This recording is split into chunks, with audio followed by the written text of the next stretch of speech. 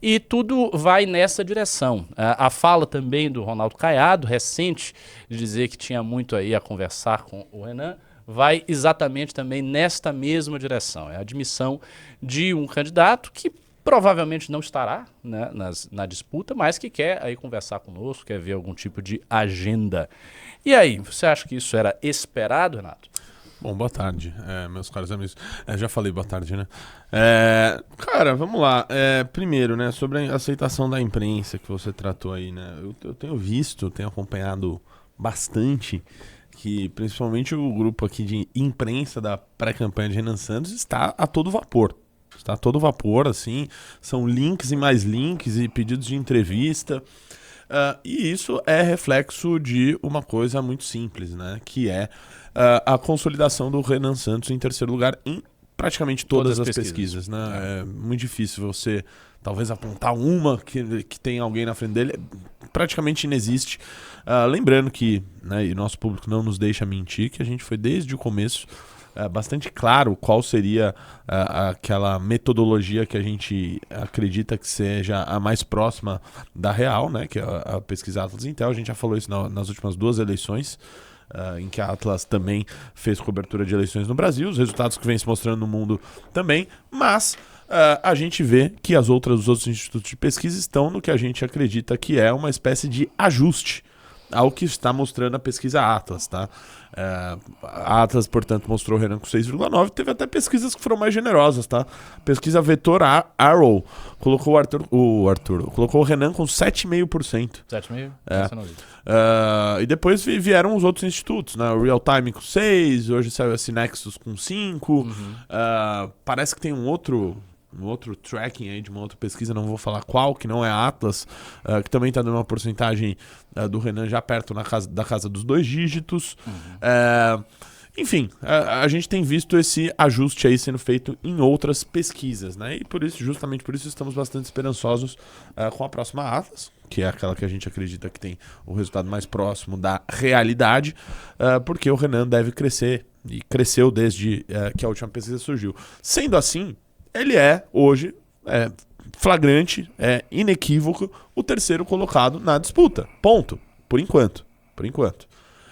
A partir disso, a mídia, que antes fazia uma cobertura muito grande, até exagerada, né, de candidatos que agora estão atrás de Renan Santos, vai ter que fazer o seu ajuste também.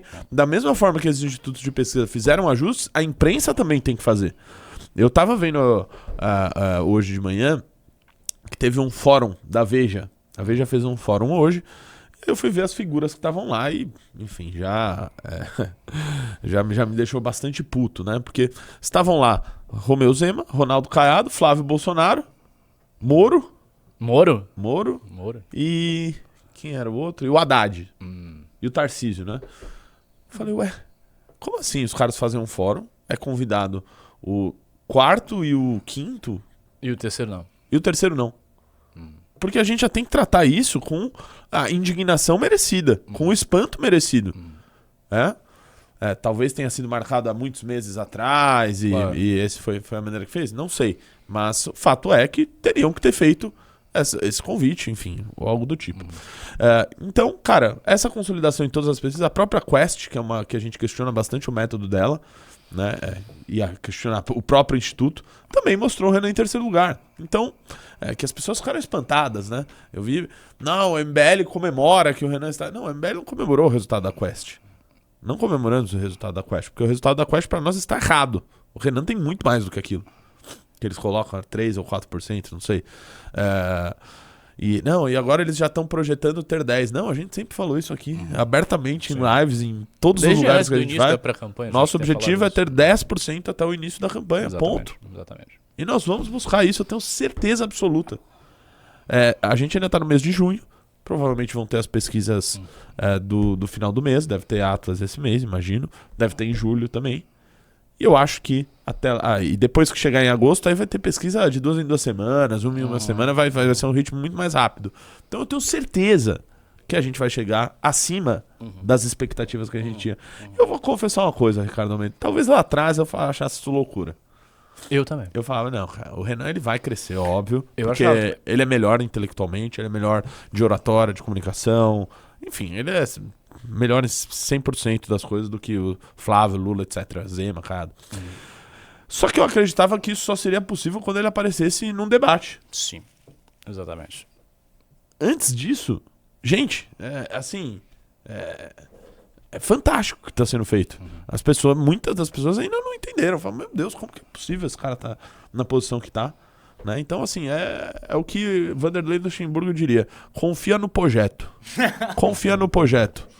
Né? A gente aparentemente sabe o que tá fazendo. Não, assim, a pré-campanha do Renan tá sendo a melhor pré-campanha que eu já vi de todas. De qualquer coisa, é essa pré-campanha. E o segredo está na pré-campanha e o segredo está no candidato, de fato. Porque, assim, a gente não tem estrutura, não tem grana, não tem nada. Não tem conexões com jornalistas, não tem nada. O que nós temos é um candidato muito bom, um projeto consistente e uma técnica, digamos assim, uma tática de pré-campanha que se mostra acertada. Essa tática, que foi uma tática que o Bisotto falava muito. O Bisotto falava muito tempo, até antes do Renan ser escolhido para apresentar a missão. Tal, o Bisotto já falava isso, que a lógica da pré-campanha deveria ser rodar o Brasil, buscar uma interiorização do nome dele, ou seja, você para lá no estado e fica rodando várias cidades e vai para tudo que é rádio, e que é assim que as coisas iam funcionar.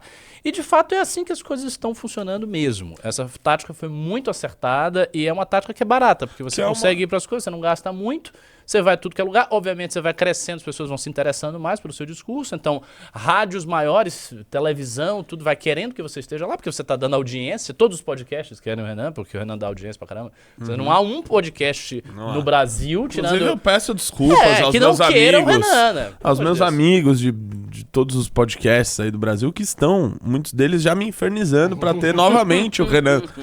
E calma, calma, ele vai, né? Mas, naturalmente todo mundo quer, pô. O cara dá Exato. dá audiência, aí tem um público super fiel. Aonde ele vai crescendo. Realmente não tem como errar. Isso, assim, a consistência disso aí é muito grande.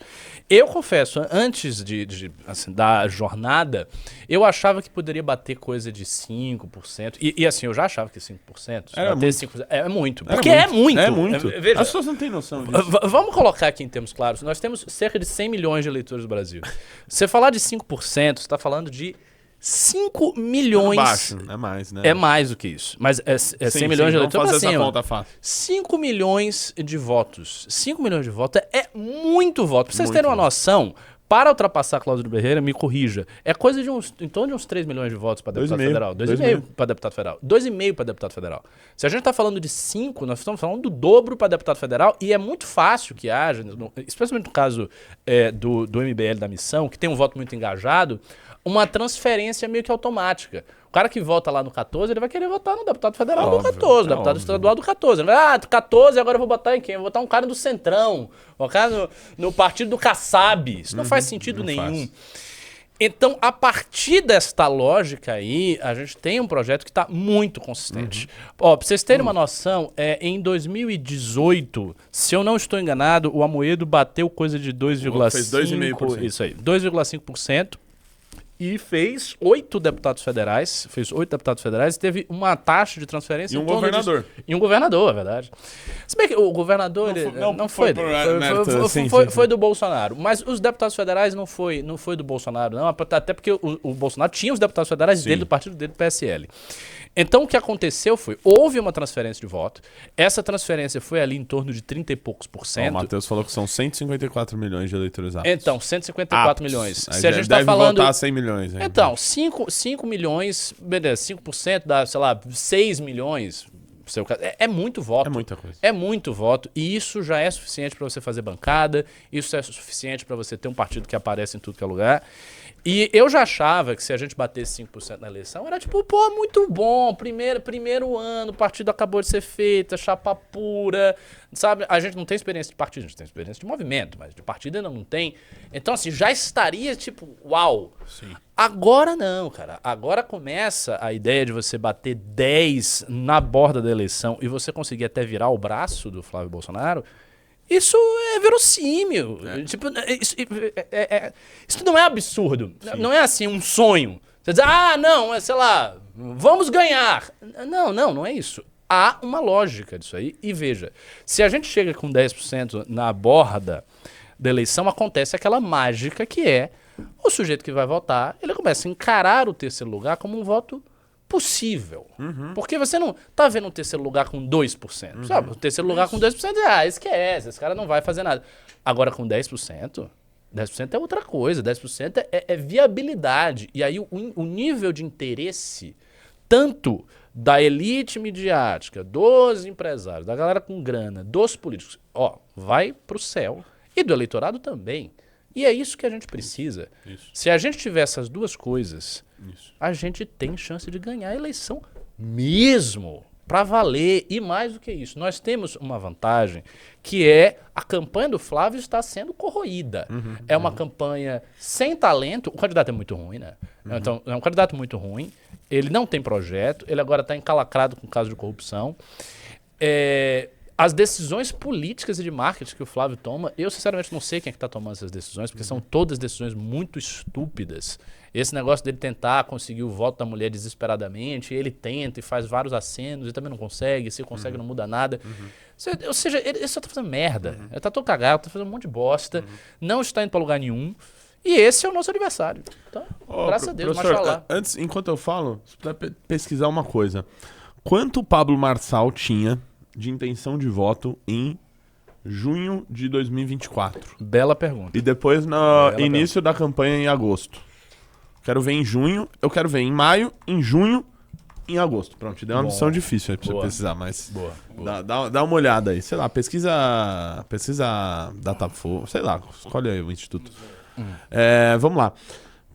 Porque eu tenho uma suposição, tá? Eu acho que o Pablo Marçal, antes do início da campanha, não tinha 10%. Eu acho. Então, achei aqui. Em maio de 2024, ele tinha entre 8% e 10% nas principais pesquisas. 8 e 10. Em junho de 2024, ele tinha de 12% a 14%. Em agosto, ele tinha entre 21% e 31%. Tá, perfeito. Ok. Bom, se a gente fizer uma regra de 3, considerando que o Renan tenha 7% agora, que é uma estimativa conservadora. Olha, então, mas é que eu assisti o Renan ontem lá em Santarém, ele já falou já. E a gente tem trackings que o Renan já alcançou o patamar aí de... Pois é. Que a gente imaginava para agosto. Pra agosto. Mas vamos ver se confirma. Às vezes chega na véspera da pesquisa, às vezes não dá, não sei. Não, e por essa proporção, quando ele estava na borda da eleição, ele multiplica de junho. E de mais de 2 institutos diferentes. Ele multiplica. Ele tem em torno de 10 e na eleição ele tem 20? Isso. Então, ele na começou borda em da maio eleição. com 10 e acabou a eleição entre 21% e 31%. E Não, junho? Em junho ele tinha 12% a 14%. 12 e depois na eleição, no início da eleição. 21%. No início da eleição. No início, esse 21 eu não sei. Foi em maio. Em maio, 10%. Tá. Você tá meio confuso com isso. Exatamente. Eu percebi. Em maio... Mas a gente entendeu. Fazendo uma regra de 3, assim, o ponto que eu quero chegar é, mesmo uma estimativa conservadora abaixo, tomando aí 7%, na eleição ele vai ter 10%. Sim. Se seguir uma regra de 3 em relação ao Marçal, Lembrando, na estimativa conservadora. Na campanha da prefeitura ainda eram mais focados ali em 3 candidatos, né? Não tinha vamos dizer, um Caiado, Isso, esse é um ponto também. É verdade. Outro ponto, porque esses caras vão sair, Exato. eles vão tirar as candidaturas dele. Exato. Eles vão tirar as candidaturas deles. Inclusive, essa coisa do Caiado querer falar com o Renan, você acha que indica o quê? O que ele quer? Cara, sendo bem sincero, eu acho que um nada. gesto de simpatia. Eu acho que nada, tá? Um gesto de simpatia. Não fiquem muito... porque qual que é a lógica? Vocês têm que entender a lógica das campanhas. Vamos pelas lógicas das campanhas. A lógica do Lula é dizer que ele tem que ganhar do Bolsonaro. Lógico. A lógica do Flávio é dizer que ele precisa ganhar do Lula. E só existe dos dois. A lógica do Caiado, por exemplo, é dizer que ele é um candidato mais limpo e mais competente que o Flávio para tirar o PT. E ele não vai fazer nenhum confronto com a direita, né? Com o que ele considera a direita. Ou seja, ele não vai atacar nem Zema, ele não vai atacar nem o Renan Santos e ele não vai atacar o Flávio. Então ele vai ter uma política ali de boa vizinhança. Aparentemente é isso que ele tem mostrado. A campanha do Renan Santos é a campanha, como ele mesmo definiu, do terrivelmente sincero, do sincericídio. Inclusive até essa é uma matéria, Faria Lima gosta do sincericídio de Renan Santos. Isso, eu vi. Então, o Renan, se ele precisar atacar alguém que puxa, de direita, ele vai falar. Ele vai falar. Porque é isso que o fez. Está desempenhando o que está desempenhando. Né? Então, pelas lógicas das campanhas, eu não vejo, por parte do Ronaldo Caiado, esse intuito de querer ser vice de outro candidato. Tá? Por outro lado, eu vejo no PSD alguma possibilidade de retirar a candidatura dele. Seria para apoiar outro candidato? Não sei. Se o PSD apoiaria outro candidato ou se preferia ficar neutro. Talvez agora se anuncie um apoio do PSD ao Lula, porque o Lula tá não é bem impossível, posicionado. não é impossível. Não é impossível. Ou um apoio ao Flávio, ou um apoio... Não sei. Ou então a neutralidade, tá? Que eu acho que é o caminho mais fácil aí pra eles. Por que esses partidos optam pela neutralidade, tá, pessoal? Porque eles podem manter os partidos dele com o estado que apoia o A, o outro estado que apoia o B, e fica aquela salada toda fisiológica. E eles não cedem ali o tempo deles, os recursos dele para outro partido. Então, o que eu acredito é que vai chegar um momento ali que o esperto, né, supostamente esperto, dizem que ele é muito esperto, que ele é gênio da política, né, que é o tal do Kassab. Vai tirar o time de campo. Que ele vai olhar e vai falar: você sabe, Ronaldo Caiado, que 1% na Atlas não dá.